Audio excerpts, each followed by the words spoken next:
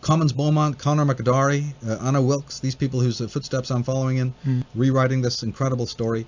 These are people who were not as myopic. They weren't trained in the lie machinery of history, which I believe is one of the most controlled of all subjects because it's imperative.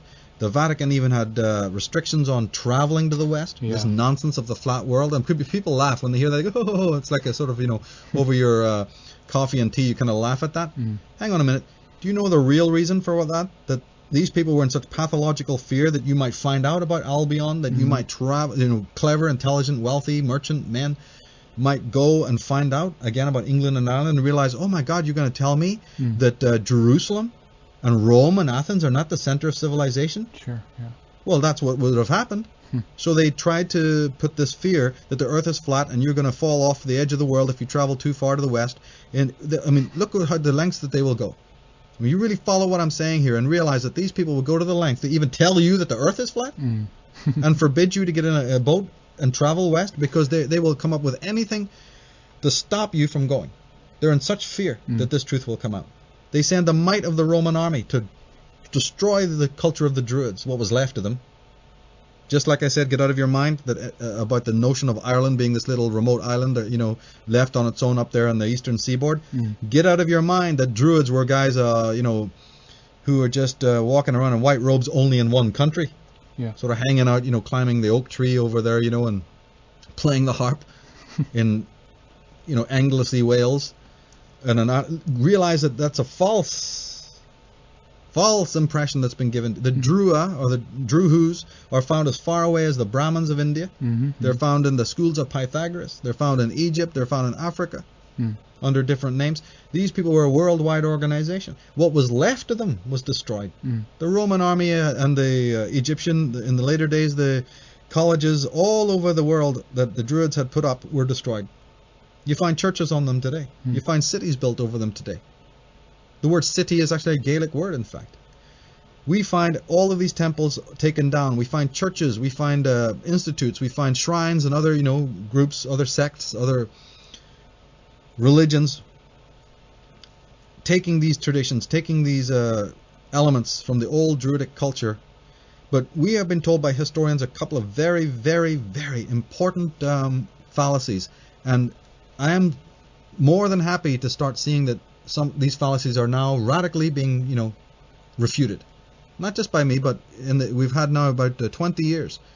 Eric von Daniken, but again, I can think going back to Emanuel Velikovsky and Beaumont. Yeah. And again, now in the last 10, 15 years with Ahmed Osman and Ralph Ellis. I mean, you've had Ralph Ellis on your show. Sure. I consider him one of the greatest scholars that the world has ever produced. And we've got others of Mustafa Gadala. These people I highly recommend people start reading. These are individuals who are refuting. But if you don't know about these people, then you're going to believe some of the lies of history. Let's go through a few of them. The big one, there were no pre-Diluvian civilizations. It all begins, Henrik, 11,000 years ago, when somebody sat down and wove a basket. Oh, yeah, of course. And, with a prod, moved a few cows, and started some commerce. Sure. You know what I mean? Of course, they stumbled over the pyramid and thought, oh, well, I wonder what that is, while they did all of this. Yeah. But no.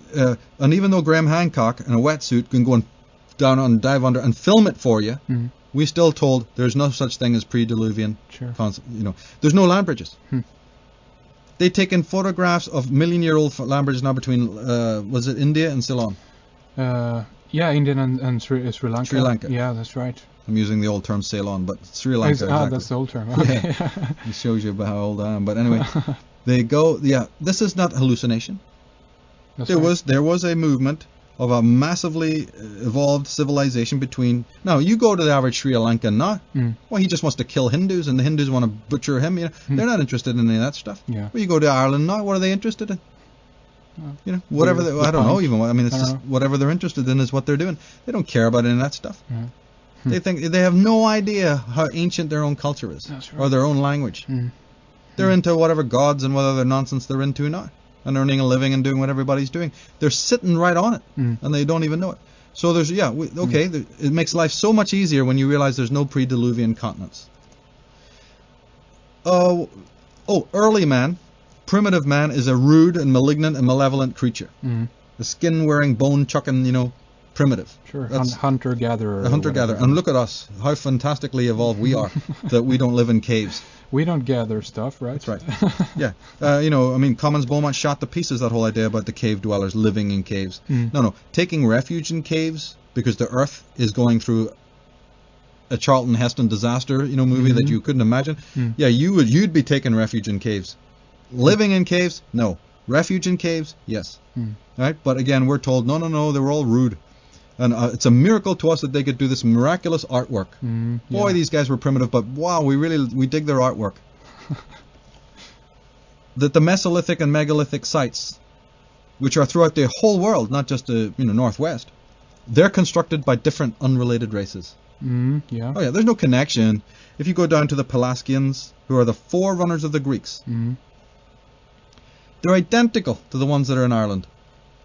They're not identical to any official scholar. Oh, they're all different. The ones in Brittany, the ones in Africa, these cave paintings that you're talking about over there, these guys over here, and we found some over there, and in northern Russia we got some. Yeah, hey, we've even got the Zimbabwe ruins down in Africa, boy, and Machu Picchu. It's all different. It's all guys, just separate. No connections between them at all.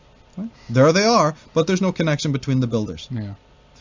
And then we're told that the ambassadors of civilization, here we're talking about civilization, oh, but that was created by Greeks, Romans, and Jews. You don't need to know anything more than that. We'll give you a PhD budget. You're interested in archaeology? We love you. Great. Here's a budget. Go out and study some Roman walls up there in bloody Scotland. Get your nose down into those dikes and into those, Roman and Greek ruins. Yeah. AD. Keep your keep your focus on AD. This Roman road is what you'll get your PhD. These Roman urns, this bit of broken Greek pottery. How did they do it? Find out. The chariot wheels of the Greeks. What did they fight? Well, to me that's of no interest. I follow in the realm of Tolkien. He said everything after a certain period is like not even worth studying, because the whole thing was going on before that. But you better believe that if you focus your attention on megalithic Ireland or ancient civilization, you're going nowhere. They're going to have you under strict controls. But you focus your attention on the post-Christian era or the Romans and the Greeks or whoever else, and you'll have budgets galore. Sure. So this is another lie.